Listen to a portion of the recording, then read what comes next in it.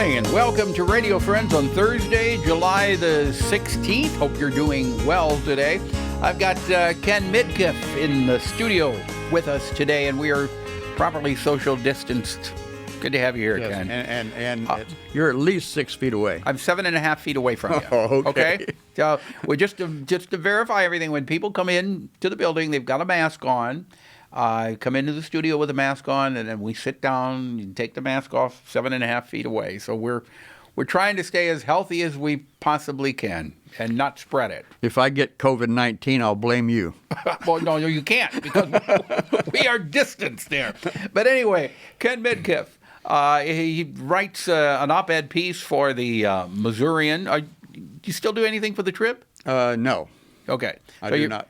All right. So you're in the Missourian how often? Every Monday and Tuesday. Right. So today you wanted to talk about one of the op-ed pieces that you had published about a week ago, and that's national controversy right now, dealing with the removal of statues in our country. And a number of them have been removed. Right. And I read a book by Mitch Landrieu, who was the mayor of New Orleans. And he said that I don't remember what statue it was, but it was a statue of some Confederate general. And he said he walked by it every morning on the way to City Hall and didn't even hardly notice it. But a black friend of his was highly offended by the presence of that statue. And he said he started talking to his black friend, and he said that shouldn't even be there because every time I see it, it reminds me of the slavery that my relatives endured. So Mitch ordered any Confederate general statues to be removed. You know, if we have not lived through that, if that was not part of our ancestry, it's difficult to understand how deep those feelings run and how it hurts.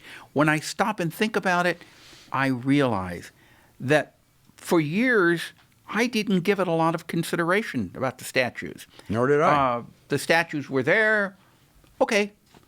But now it's been brought to our attention, and you start to understand better why black people are offended by this. Mm-hmm. Now, and what I really didn't understand, I did not talk about this in write about it rather in my op-ed column, was there was a monument, I don't know what it was, that was removed here in Columbia.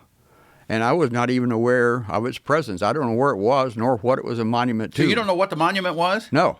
Okay. But it was whatever it was. It was removed. When was this? Sometime between last July and this year, Okay. July. Okay.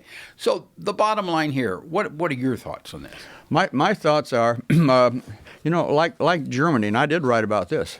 Germany absolutely prohibits any reference, any monument, any statue to followers of Adolf Hitler or a Nazi.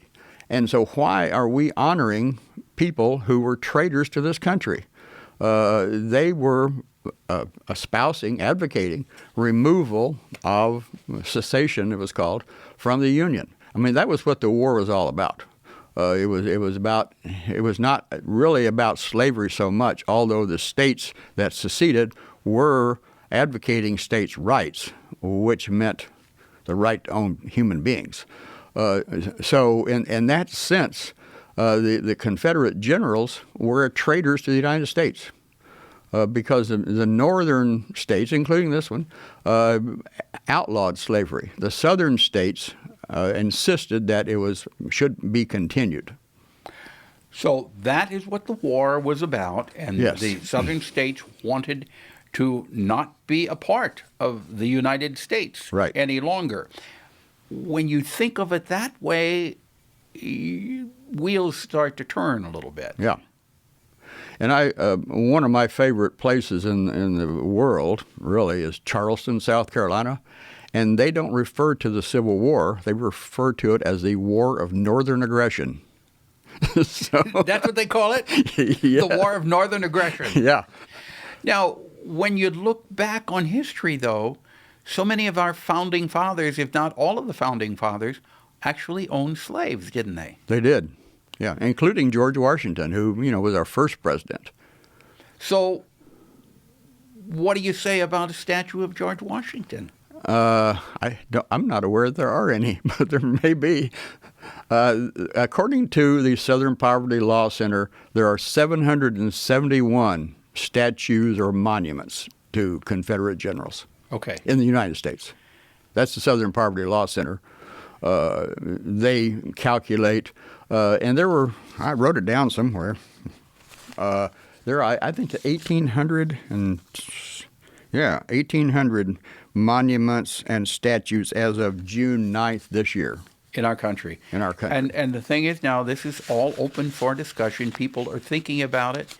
People are talking about it. And I think that's good to have it in the public forum, to discuss it. Well, and in addition to like official edicts, like what's his name, Governor Northam in Virginia ordered the removal of all statues. Some people have kind of taken things into their own hands, and they rope the statues, tear them down, and in at least one case, dumped them in the river.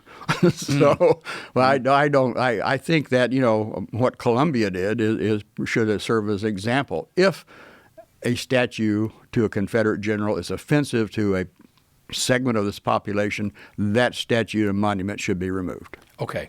All right. That is your opinion, and I'm sure some of the people listening have different opinions, and that's what discussion is all about. Right. Yeah. All right.